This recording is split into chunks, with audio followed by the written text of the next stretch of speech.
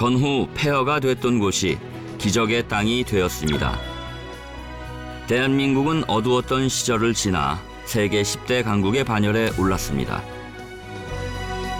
세계를 이끌어가는 힘. 그 기적의 시작은 어디였을까요?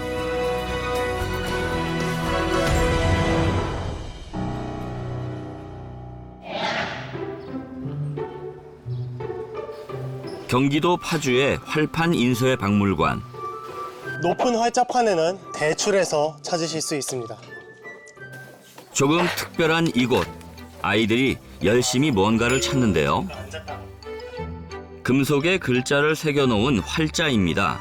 하나하나를 조합해야만 하는 과거의 인쇄 방법이죠. 지금과 같은 컴퓨터, 프린터기 인쇄기가 있기 전에는 활자에 잉크를 묻혀서 힘을 강하게 줘서 누르는 방식으로 인쇄를 했습니다. 그걸 활판 인쇄라고 했습니다. 혁명과도 같았던 활판 인쇄. 하지만 한글에서 조합이 가능한 숫자는 약 10,000개가 넘어갑니다. 많은 양의 활자를 사전 제작해야만 하죠. 네, 한 찾았고. 문장을 완성하기 위해 활자를 모으는 것도 일.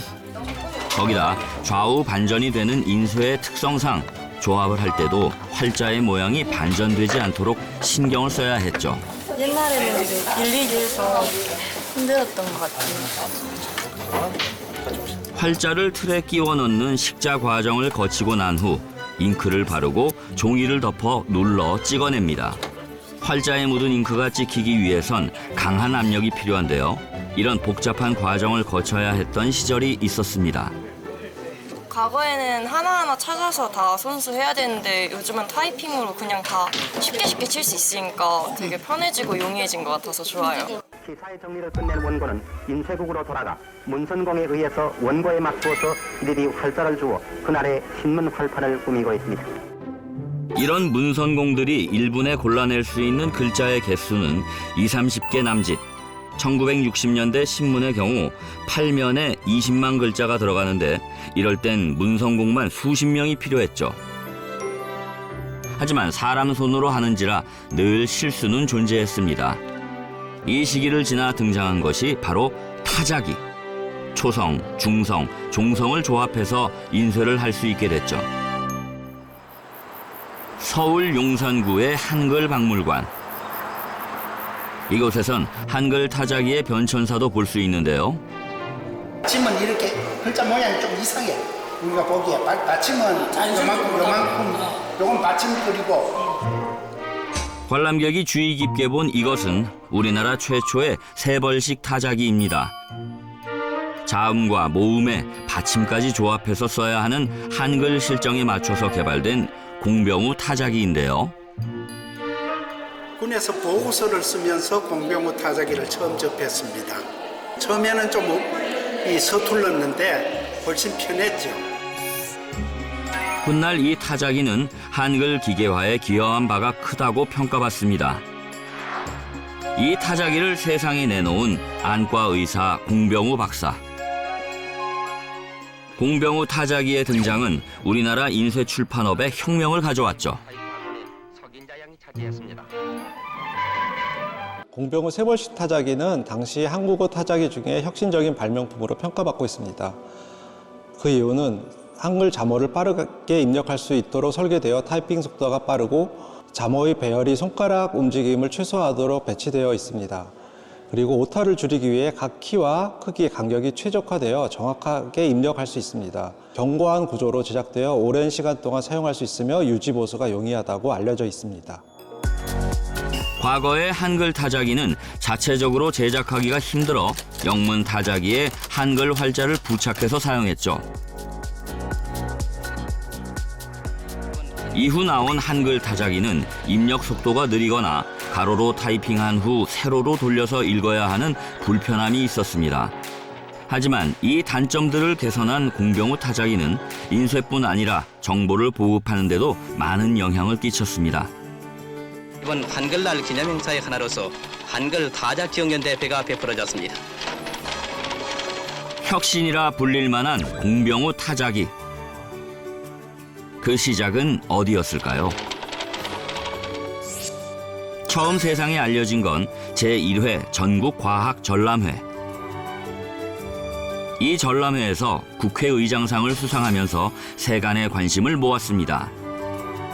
걸출한 인재를 배출한 전국과학전람회. 최초의 전람회는 민간 조직인 조선과학동호회의 우리과학전람회였습니다.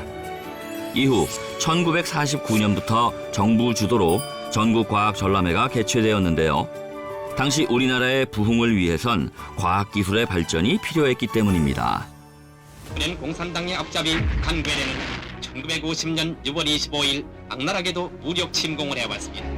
한국 전쟁이 발발하면서 전국과학전람회는 잠정 중단, 그리고 3년 후 정전이 되는데요. 7월 27일 오전 10시 드디어 추경 성립이 되어 일단 전투가 중지되는 단계로 들어갔습니다. 이 과정에 숨어있는 이야기가 하나 있습니다. 1953년 7월에 작성된 정전협정문, 평화적 해결이 달성될 때까지 무장행동을 정지한다는 규정. 현재까지도 효력이 계속되는 이 문서가 공병호 타자기로 작성된 것이죠. 한국 역사의 한가운데 있었던 셈입니다. 기존 타자기의 세로쓰기 방식보다 실효성이 높은 가로쓰기 방식을 사용하여 한글 기계화와 정보화의 뿌리를 내리는 데 헌신하였습니다. 이후 공병호 박사는 50년이 넘는 세월 동안 한글 과학화 연구에 매진했습니다. 그동안의 업적을 인정받아 과학기술 유공자에도 선정되었죠. 대한민국은 소위 10대 강국의 반열에 들어있지 않습니까? 산업, 경제, 그리고 문화 등 모든 각 분야의 힘이 합쳐져서 이루어지는 것이지만 그 각 분야의 바탕은 과학기술입니다. 과학기술 없는 국방, 과학기술 없는 산업경제, 뭐 있을 수 없는 일 아니겠습니까? 과학기술은 그렇게 중요한 것이죠.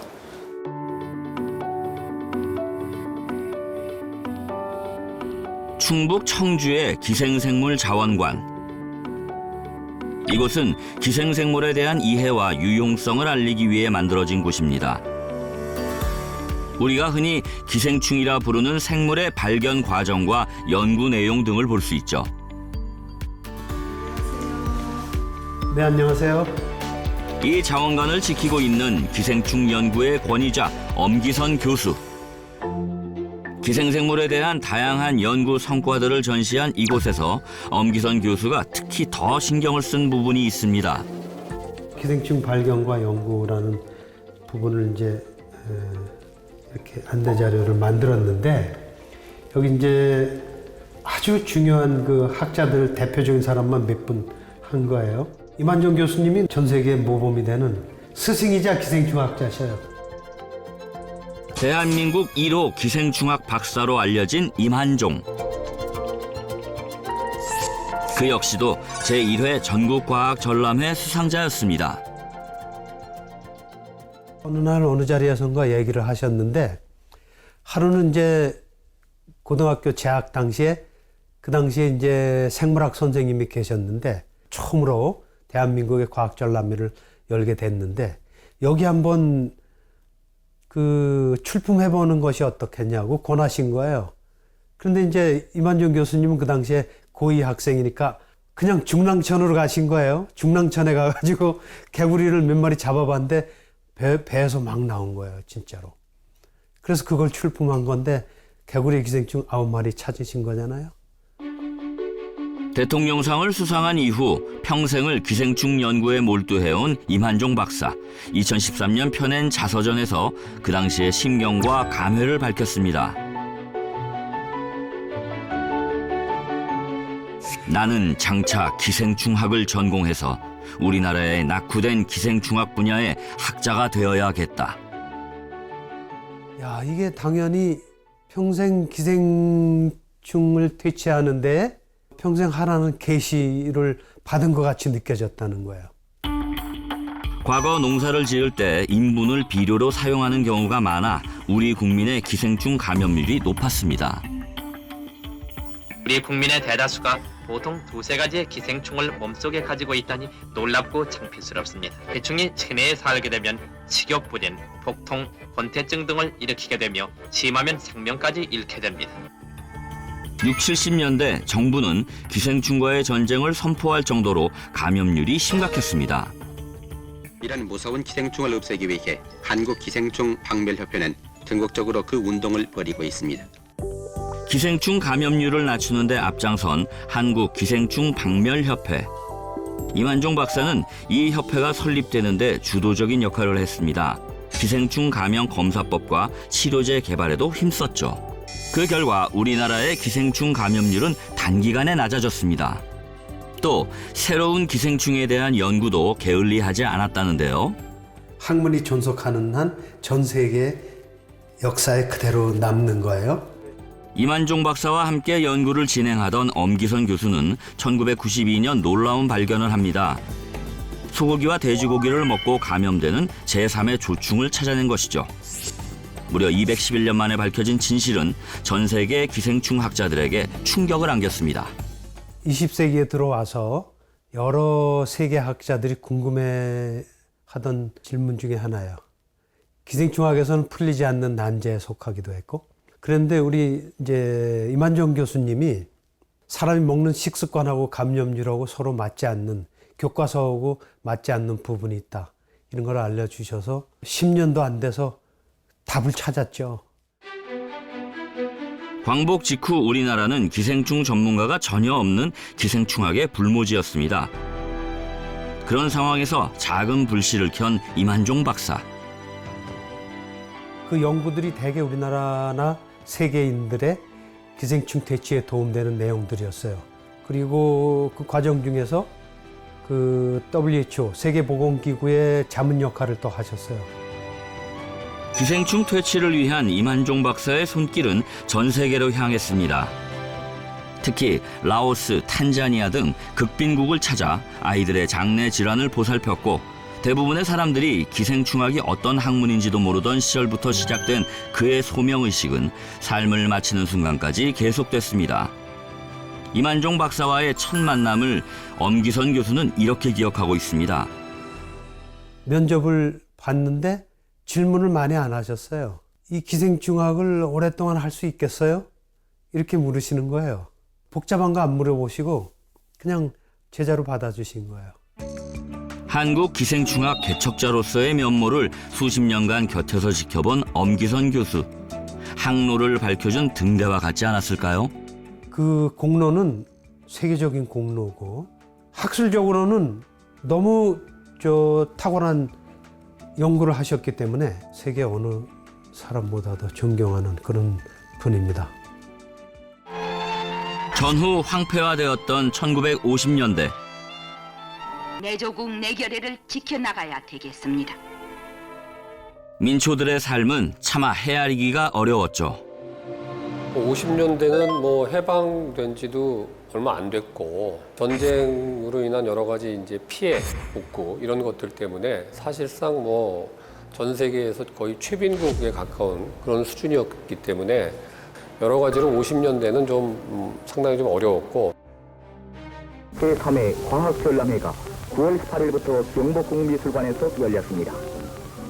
전쟁의 피해가 채 복구되기도 전 1956년 제2회를 시작으로 전국과학전람회는 다시 출발합니다. 대전의 국립중앙과학관에는 전쟁 후 다시 시작된 전국과학전람회의 당시 자료들이 보관돼 있습니다. 1957년 치러진 3회에선 방파 암초 탐지 기술이 탑재된 무선조종 대형 여객선을 연구한 팀이 대통령상을 수상했는데요.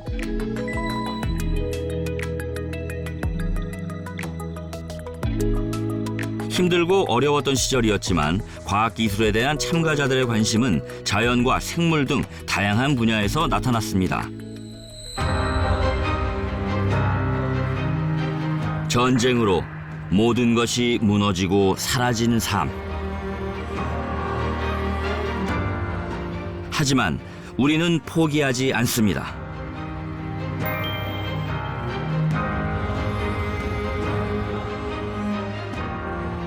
다시 천막을 세우고 아이들이 모여들고 힘들고 지친 날 가운데에도 희망의 싹을 틔우고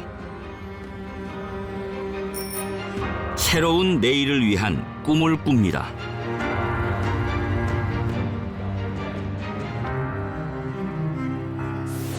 (1960년대에) 들어서면서 전국 과학 전람회에 대한 관심은 더 높아졌습니다.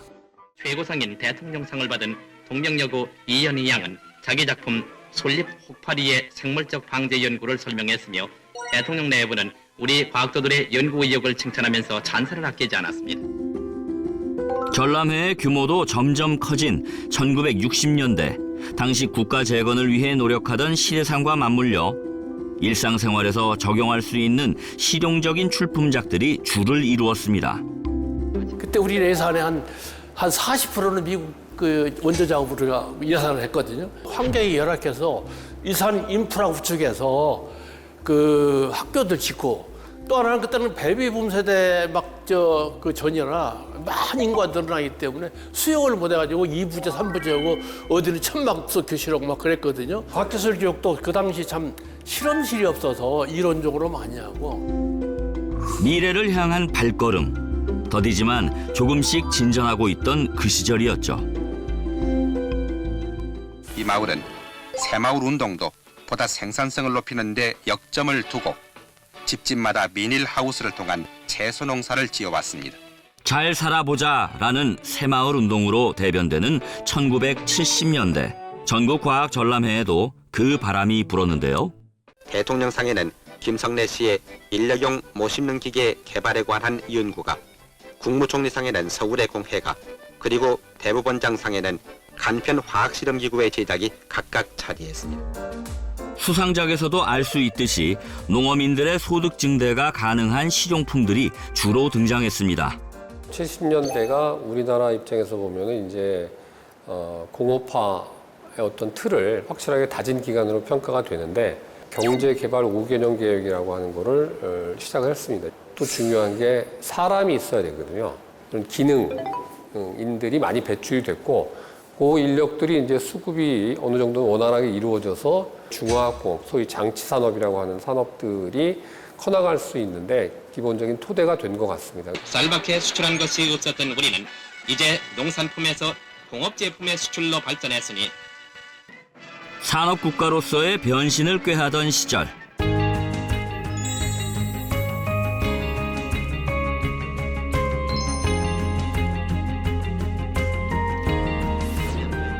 (80년대에) 들어서면서 공업 기반을 다져나가기 시작했습니다. 한편 국립과학관에서는 제26회 전국과학전람회가 열렸습니다. 전기나 전자를 이용한 실험장치 등 80년대의 출품작들은 조금 더 고도화되고 세분화된 경향을 보였습니다. 그 당시에는 이제 농업도 상당히 우리가 농업이 기반이 아무래도 농업 인력이 많기 때문에 인구 중에서 부가가치가 높은 상품을, 그래서 종자 개량을 포함해서 그 당시에 많은 투자를 했습니다.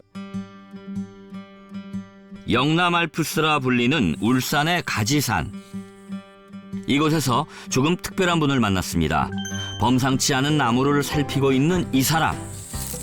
이 정도 되는 것도 지금 다른 지역에 없어요. 한국의 오래된 나무들을 찾아다니고 있는 정우규 박사입니다. 잎이 떨어지면서 가지와 줄기가 그대로 드러나 측정이 수월해진 철쭉나무. 뿌리목 전체의 둘레를 가지고 했어요. 이게 이제 3m 넘으니까 약 1300년. 이게 세계 철쭉의 시원지다. 봄이면 가지산을 분홍빛으로 물들이는 철쭉군락. 수백 년의 수령을 가진 수십 그루의 노고수를 비롯해 약 21만여 그루의 철쭉이 군락을 이루고 있습니다.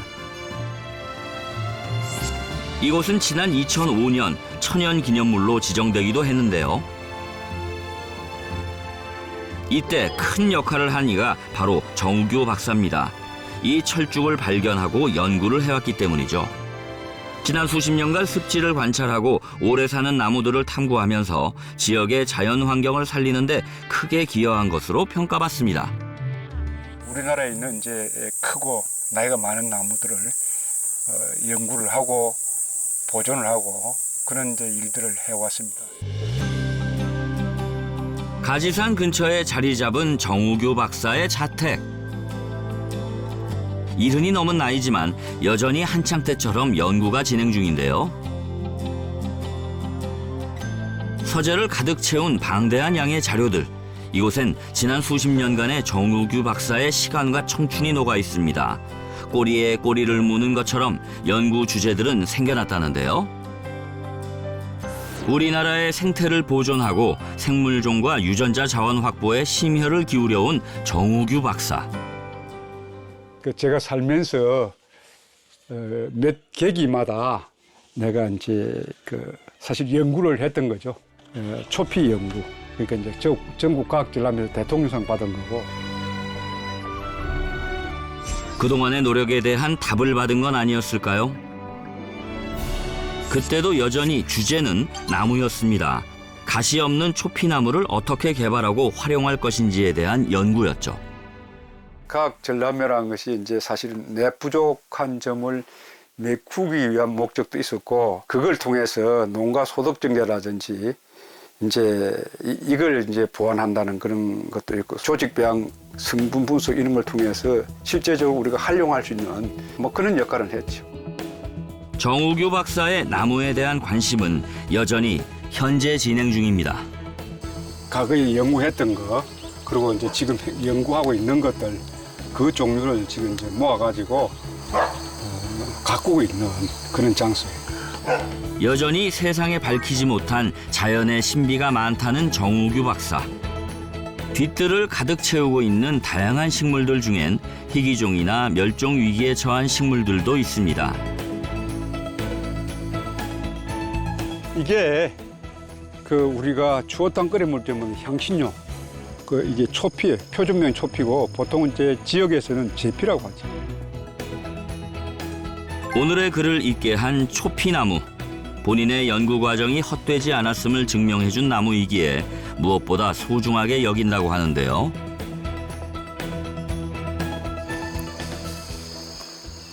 사람이 살면서 어느 단계든 전국 최고의 대통령상을 받는 게 귀한 일이거든요. 지금의 식물 연구를 계속할 수 있게 한 그런 나무 중에 하나이기 때문에 다른 것보다 더 애정이 가고 그래서 계속 키우고 있습니다. 80년대에 시작된 정보통신 기술은 1990년대에 들어서서 도약을 이룹니다. IMF 전까지 경제는 그야말로 호황을 누렸고 첨단의 기기들이 보급되면서 정보와 기술들은 더욱 빠르게 발전했죠. 과학 교육에 대한 관심이 높아지고 기술이 발전하면서 과학 전람회의 출품작들의 수준도 더욱 높아졌습니다. 가장 역점 줬던 게 인프라 구축입니다. 우리나라 과학자들을 활용하고 거기 집 거주하고 연구할 수 있는 환경을 만들어주는 그 당시 분위기였고, 또 이분들이 연구를 하려면은 국가 필요한 연구사업, 대형 연구사업이 필요하거든요. 처음으로 우리나라 국가 연구개발사업, 대형 그리고 특정 연구개발 사업이라는 게 있었어요. 대동연구단지가 거의 완공이 마무리가 거의 될 때였어요. 연구소설집이라든가 이런 것들이 활발히 이루어진 그 당시 때였죠. 판교의 한 기업. 이곳은 국내 게임 산업의 중심으로 유저들의 관심을 받은 굵직한 게임들을 개발한 곳입니다. 현재 개발 중인 게임에 대한 논의가 한창인데요. 안녕하세요. 게임 디렉터로 화려한 이력을 보유하고 있는 이윤석 씨. 그가 개발한 게임은 남성 위주였던 시장에 여성 유저들도 유입해 지금까지도 많은 사랑을 받고 있는데요. 한국 온라인 게임의 그래픽 기술을 한 단계 업그레이드 시켰다는 평을 받고 있습니다. 이윤석 디렉터 역시 전국과학전람회 출신이죠. 고등학교 2학년 때 일인데 학교에서 물리반 하던 친구들과 같이 연구를 해가지고 모기장에 생기는 그런 무늬 가지고 연구를 해서 그걸로 대상까지 받았었습니다. 1992년 친구들과 함께 출품한 작품으로 대통령상까지 수상한 이은석 씨. 격자에 의해서 생기는 물결 무늬의 해석과 그 응용에 관한 연구 내용이었죠. 제목만 들어도 어렵습니다. 하지만 이 주제를 선택한 건 일상생활에서 발견한 호기심 때문이었죠. 작은 시작이 큰 결실을 맺은 셈입니다. 우연히 기숙사 창문에 있는 그런 그 모기장의 무늬 보고서 또 저런 거 왜 생길까? 뭐 저게 뭐 수학적으로 이렇게 의미가 있을까? 막 그런 얘기 주고 받다 보면 되게 자연스럽게 좀 이렇게 친구들끼리 좀 의기투합해가지고 뭐 연구하고 공상도 하고 뭐 아이디어도 내고 막 발전도 시키고 그랬던 것 같아요. 전람회를 준비하는 과정은 생각처럼 쉽지 않았다고 합니다. 하지만 단순히 지식보다 더 큰 것을 얻었다고 하는데요. 그냥 에피소드 하나 떠오르는 거는 그 연구 막 빠질 때 이제 마지막 좀 실험하고 뭐 결과 정리하고 뭐 이런 작업들 하는데 그때 같이 밤을 새서 했었어요. 근데 밤새고 나니까 피곤해가지고 좀 아침에 좀 까칠들해져서 그때 조금 다퉜던 것 같은 기억이 나네요. 한창 예민할 나이이니 그 정도 마찰은 당연지사겠죠. 하지만 그 과정에서 서로를 이해하는 법도 배웠답니다. 이렇게 열정 넘치던 소년 과학자는 이제 한국 게임계를 선도하는 디렉터로 진화했죠. 수시로 트렌드가 변하는 게임계에서 피할 수 없는 잦은 회의. NPC 시뮬레이션 어떻게 할지 좀 이렇게 모식도로 좀 얘기를 좀 해봅시다. 각자 맡은 파트에 대한 의견을 나누고 보완해야 할 점들을 찾아가는 시간이죠. 이제 여러 개의 그 레이어 층위가 있다고 생각을 했을 때 과거의 시간이 쌓여 지금 자리에 선 이은석 씨. 지금의 제 직업, 본업은 게임 개발인데 게임 개발에서도 물리학에 대한 지식이 많이 사용이 됩니다.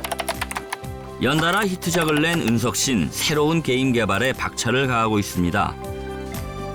그에게 전국 과학 전람회는 어떤 기억으로 남아 있을까요?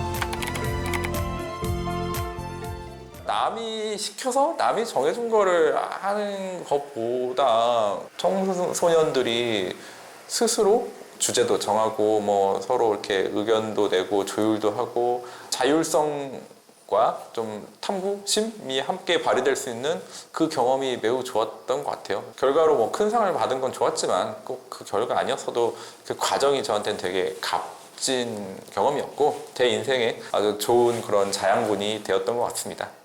4,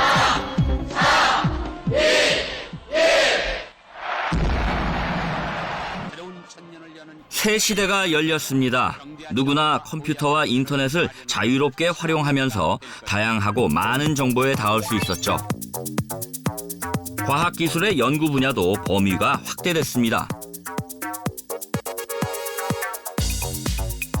대덕 연구개발특구의 한 연구실.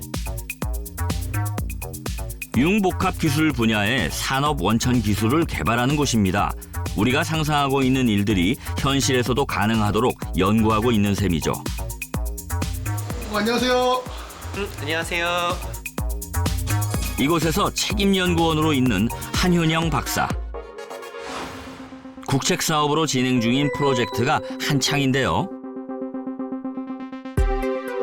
한효영 박사 팀은 AI에 기반한 로봇을 개발하고 있습니다. 본 로봇은 인공지능 기술을 활용하여서 카메라로 물체가 어디에 있든 그 위치를 자동적으로 식별을 하고 자율적으로 물체를 인식해서 조립하는 시스템입니다. 미리 구성된 순서를 따르는 기존의 자동화 로봇과 달리 필요한 동작을 스스로 판단해서 수행하는 로봇입니다. 그동안 다양한 인공지능 기술을 개발해온 한효영 박사. 세계 최초의 자율조립 기술로 미국 국립표준연구소에서도 기술력을 인정받았습니다. 45회 대회에서 대통령상을 수상했습니다. 한효영 박사 역시 대통령상 수상자. 조선 세종 때의 물시계로서 자동으로 시간을 알려주던 자경루의 원리를 연구한 겁니다. 당시 고등학교 2학년이었던 그의 수상 비결은 무엇이었을까요? 전국 과학전람회는 주제를 선정하고 그 주제에 따라서 배경을 분석하고 연구를 하고 거기에 따라서 저희가 해결하고자 하는 문제들을 추론하고 어떻게 추론을 잘하느냐 뭐 이런 것들이 중요했던 것 같습니다. 최근엔 한 단계 더 진화되어 각 재료들이 가진 특성을 파악해서 회전력을 조절하는 로봇을 개발 중인데요. 대통령상 이후 약 25년이 지난 지금 한윤영 박사는 산업 AI 로봇계의 든든한 기둥이 됐습니다. 한윤영 박사의 인생에서 전국 과학 전람회는 어떤 역할을 했을까요? 학생 때 막연하게 가지고 있었던 과학자의 꿈을 정말 과학 연구자로서 발전할 수 있는 도화선이 되었던 것 같습니다. 1949년 첫 개최 후 70회를 맞이한 올해까지 전국 과학 전람회를 거쳐간 수상자를 비롯 수많은 참가자들. 이들은 대한민국 과학기술 발전에 큰 토대가 됐습니다. 우리나라의 지금 상황 같은 경우에는 과학기술 기반이 지금 갖추어져 있기 때문에 지금의 우리나라가 된 거지 50년대서부터 제대로 이제 갖추어지지 않았다면은 지금 수준은 달성할 수 없었을 걸로 보입니다. 대한민국의 과학기술 발전 역사를 함께 써온 전국 과학 전람회. 유구한 역사만큼이나 다양한 이야기들이 숨어 있습니다. 이번엔 조금 특별한 주인공을 만나볼까 하는데요. 어떤 비밀이 있을까요? 고급물리학. 무슨 수업 듣고 나오는 거예요? 저희 고급물리학 수업 듣고 왔어요.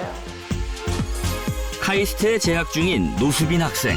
이렇게 좋은 상까지 받게 되어서 너무나도 영광인 것 같고요. 지금 보시는 이 모습은 각기 다른 해에 수상을 한 노수빈 씨의 모습입니다.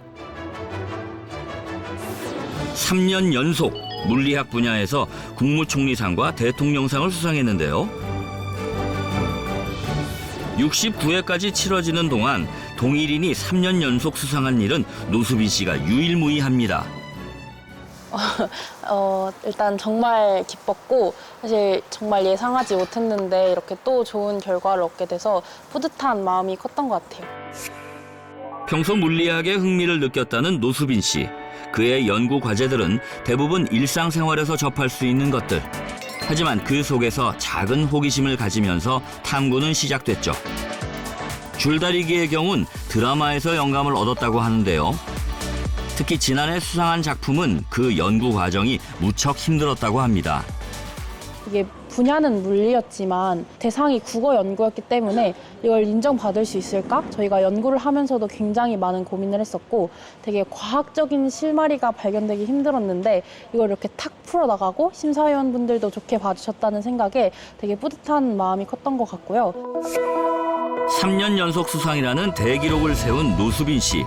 상장 외에도 전국 과학 전람회는 수빈 씨에게 무엇을 남겼을까요? 정말 제 학창시절 전체를 돌아보아도 가장 큰 의미를 가지는 활동이라고 할 수 있는데요. 기존까지는 이제 잘 이미 짜여진 커리큘럼에 따라서 지식을 습득하고 문제를 푸는 그런 방식의 학습을 경험했다면 전람회를 하면서 정말 생각의 깊이가 깊어진 것 같다라는 그런 의의가 있을 것 같고.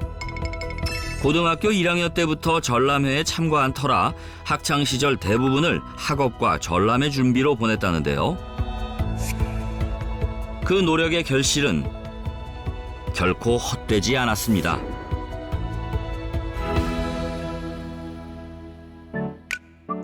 안녕하세요. 잘 지냈어? 네. 오랜만이다. 네, 오랜만입니다. 그래. 저기 앉을까? 네네. 수업이 빈 시간을 이용해 어딘가에 찾아온 수빈 씨. 가끔씩 들른다는 박수경 교수의 연구실입니다.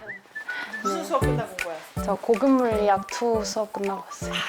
물 투니까 전자기 쪽이잖아. 네, 근데 전자기 조금 나중에 배우고 이제 양자역학이랑 양자컴퓨터 그거 배우면서 양자역학 쪽으로. 수빈 씨가 진로와 학업에 대한 고민이 있을 때면 박수경 교수를 찾는다는데요.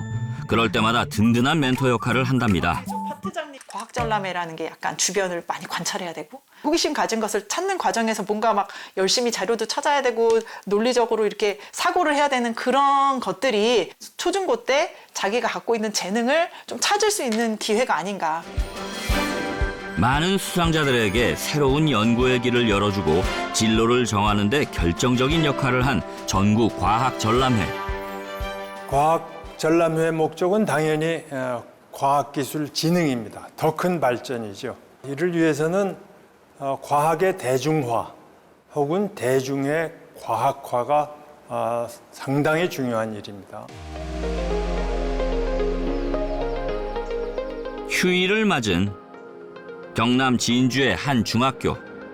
이런 주제로 물리화학, 생물, 그리고 산업 및 에너지, 지구 및 환경 이런 주제로 여러분들이 하고 싶은 분야를 찾아서 이렇게 프로젝트를 진행하는 게 중요합니다. 여기서 특별전 행사 한번 눌러볼게요. 클릭.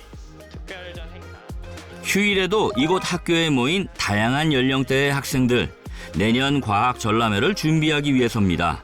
섀도우 그래프를 활용한 액체 유체 내 현상, 과학 전람회의 주제를 정하는 과정인데 사실은 학생들의 머릿속에서 프로젝트 주제를 그리고 전람회 주제를 정하라고 하면 어려움을 겪습니다. 그래서 기존에 국립중앙과학관에서 올려져 있는, 업로드되어 있는 역대 수상작들을 분석을 해보고 이렇게 하면 학생들이 각 주제별로 그리고 자기가 관심 있었던 분야에 대해서 주제를 선정하는 데 더 쉽게 접근할 수가 있습니다. 선생님의 조언 아래 자신들의 관심 분야를 써내려가는 아이들. 2주에 한 번씩 모여 토의도 하면서 과학에 대한 관심을 키워나가고 있는데요. 아이들과 함께 하고 있는 하우영 선생님 역시 과학전람회 출전 경험이 있습니다. 저는 학생 때 과학을 좋아하기도 했고 과학에 대한 연구를 과학자처럼 하고 싶었는데 그럴 기회가 많이 없었습니다. 근데 이 과학전람회는 학생이면서 과학자처럼 과학을 탐구하고 제가 좋아하는 주제에 대해서 연구를 계속 할 수 있었기 때문에 이 과학전람회를 준비하기가 너무 재밌고 흥미로웠습니다.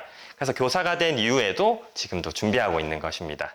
있잖아요. 이런 것들을 찾아서 적기. 나이도 사는 지역도 다르지만 과학에 대한 관심이라는 공통 분모가 있는 아이들은 준비 과정 하나하나가 흥미롭습니다.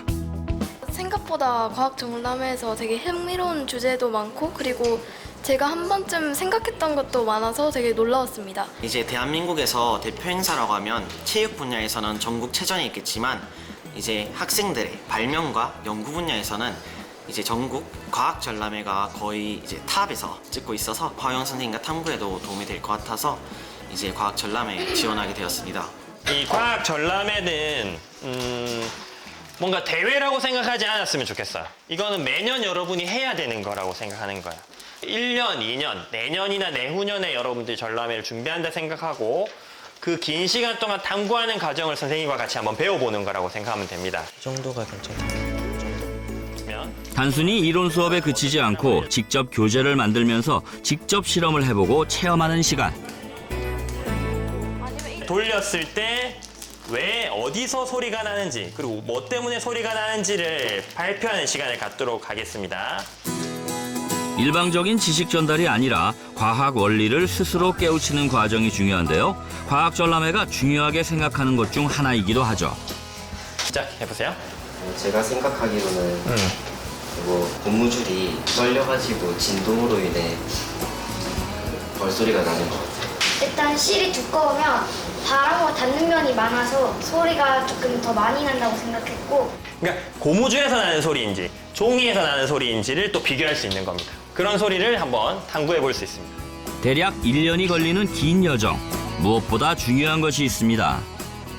한 달에 한 번 아니면 1년에 2번, 3번 이 정도의 드문 경우에 탐구 과정을 할 수 있으면 학생들이 지속 가능한 탐구 과정이 아닙니다. 그래서 매일 어디서나 쉽게 주제를 찾아서 실용적으로 그리고 실생활과 관련된 주제를 선택하는 것이 중요하고 각자 관심 있는 분야가 있는데 그 관심 있는 분야에서 선택하는 것이 중요합니다. 이번 전람회에는 대한민국 최대의 과학탐구대회인 전국과학전람회는 과학인재 발굴의 장이기도 한데요. 한국의 꿈을 키워주는 훌륭한 교내 대회를 시작으로 각 지역의 예선을 거쳐 본선에 오르는 과정을 거칩니다.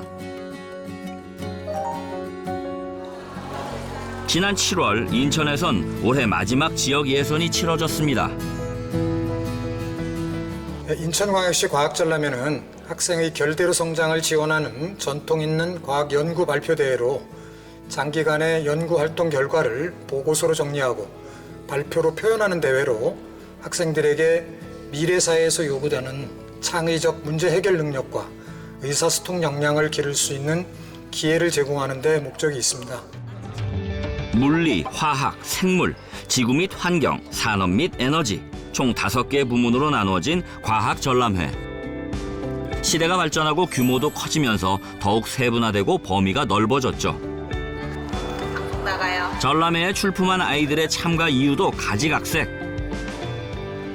과학에 흥미가 평소에 너무 많고 과학을 좋아하는데 과학전람회라는 대회가 열려서 학교 친구들과 같이 참여할 수 있는 좋은 기회일 거라고 생각해서 참여하게 되었습니다. 저희가 하는 프로젝트로 이 대회에 참가해서 사람들이 겪고 있는 어려움을 해결하고 싶어서 나왔어요. 학생들과 함께 과학전람회를 준비하는 선생님들의 역할도 무척 큽니다. 문제 해결이 안 된다 했을 때에는 이러이러한 이유인 것 같습니다. 화이팅입니다. 다 같이 화이팅! 화이팅! 참가하는데 가장 큰 의미가 있다고 생각합니다. 자기 작품을 해보는 것도 중요하지만 다른 사람 것도 보면서 안목, 견문을 넓히는 것, 그러기에 전람회는 참 좋은 기회라고 생각합니다. 인천 지역의 교내 대회를 거쳐온 과학 꿈나무들. 지난 몇 달간의 노력이 오늘 판가름 납니다. 발표를 앞두고 다시 한번 더 연습해보는 아이들. 저마다 긴장된 표정이 역력한데요. 그만큼 전람회에 진지하게 임하고 있다는 겁니다. 저희가 이 설명표를 보고 발표를 하게 될 거라 이 설명표를 보면서 발표하는 연습을 하고 있었어요. A의 2205번. 자, 드디어 긴장된 순간이 다가왔습니다. 참가자들에게 주어진 시간은 단 7분. 처음 3분간은 주제에 대한 발표로 진행되고 나머지 시간은 심사위원과의 질의응답이 이어지는데요. 아이들이 가장 두려워하는 순간이기도 하죠. 운전자들이 속도를 감소하지 않고 사고를 내는 경우가 종종 발생하게 됩니다. 그렇기 때문에 저는 이러한 안타까운 상황들을 예방하기 위해서 이 탐구를 진행하게 되었습니다. 전람회를 준비하면서 아이들은 세상을 조금 더 다양하고 깊게 살펴봅니다. 책만으로는 얻을 수 없는 것들이죠. 먼저 마카다미아 껍질을 NaOH 그리고 ABTS와 반응시켜 마카다미아 첨가제를 얻었고, 일상의 불편함을 바꾸는 주제부터 순수 과학, 환경, IT 분야까지 아이들의 연구 주제는 무척 다양했는데요. 그 과정에서 학생들의 세상은 조금 더 커지지 않았을까요?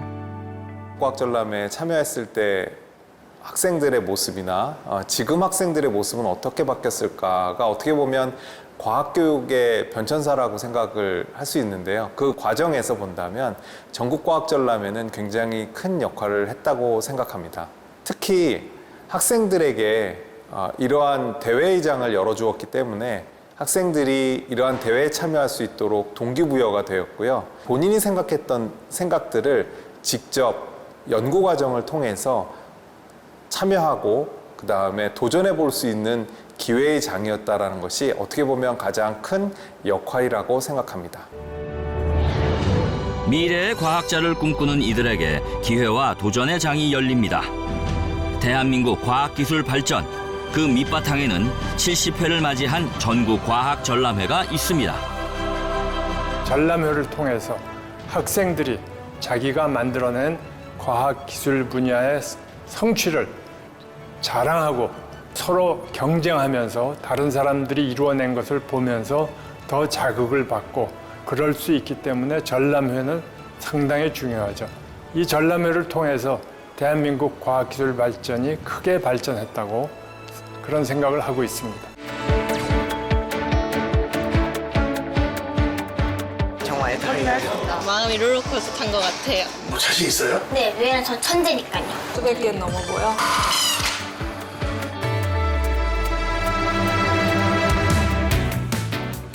31도. 좀 UNST 화이팅! 화이팅!